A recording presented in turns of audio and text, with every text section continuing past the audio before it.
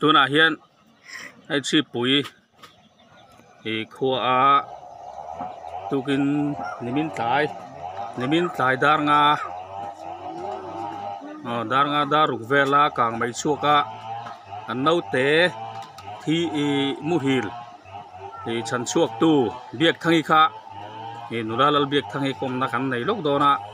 tuna hianin e a chan chua dan chan chin te ka tiang zong zong kha melan thil lok sala ama hne na tang nge hianin thu kha chiang deuh hlek a hriat kan du a tunai kan kom lok don ni le nan soi sala ring deuh hlekin choi kan tuma chon cho thlen ber po kan la vek to kan kom chak pi zo lo ti khian ni khi blok moi te ina ka ngani khorom tia chonin ring deuh hlek so ta kan chok nga la ke ma kha ka zuk thlen cho kong khar po hon thei do lo chon tu thei le tem tu ber hang ka pak lu ta kala choka anu ka wa anu yan za ko chu rom pom choka chon in kha lo kang na arong kang chak bok sia wan tho ber an da bok mai bok sia wan tho ber tam tu kha na ro ti kang chaka chon kanin kai ma chole lam tu kha ka tang boi to sia kai ko rom pa ta ma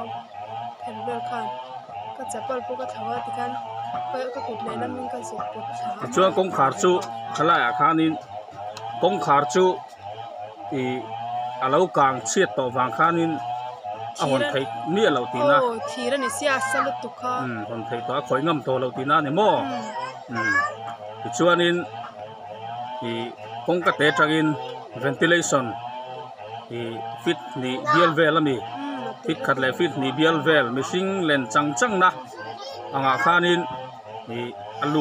ilut ti na ni ta a chuanin no te kha alo lamu tui hle ti na ni toro chuan ami kha entin nge i zulu khanin no te om na kha ron kang thleng man trepem ti te kha ala ron kang thleng man che lo mo ma se za ve chu ron kang phe man vek to om na lai bor ve khatlem khala ron la kang lawa ti kan man ho theng bor khanin kanin pom chho ka anu ka zuk pe tha ei ma ha ka tang bok nen kan kai kor kha ka pot chho ta pa ka ta thajui hala ti chuan i no te kha apang te kha lo sa lo hem sa rek man to a ti chuanin tuk very lu na chu ventilation chu eng tiang sang vel nge niang asang ve ro tu an fit song pa ni atling ngem lo mai thea ka chang chu tiang chu ani chuan no te chu liam le nge mo nei lo tro ma liam om lo wa ti khanin i chumi i chan chuan nu chuanin nang mai chu fel le nu chuan in kha aron kang zo deuh duak mai ti na nge kan ron chawa in kot kan chen chen ron kang to phải kan chu tiang chu bung ruang ma chu man lo tro chuan nei ti hianin nula biak thangi hoi sen khop mai no te ka chan chuak lo sarang chuanin tuna hianin alai chi pui ko tanga po i mi thi nen ti khanin hun mang lawang ti kha soi thei mi alawa i nula biak thangi hoi sen wang liu in anin nun na mi sing nun na putak chan himina om theya i chunga point kan lom khop maya i choi moina hoi sen choi moina te po i alange tura ngai ta ila hanin i thiang kha a chan chua dan chan chin chu ni ta tu na hianin wai me veng chung le veng nuai khotang in i anin kangral nei te po sak that na hun an nei mek boka chuanin hian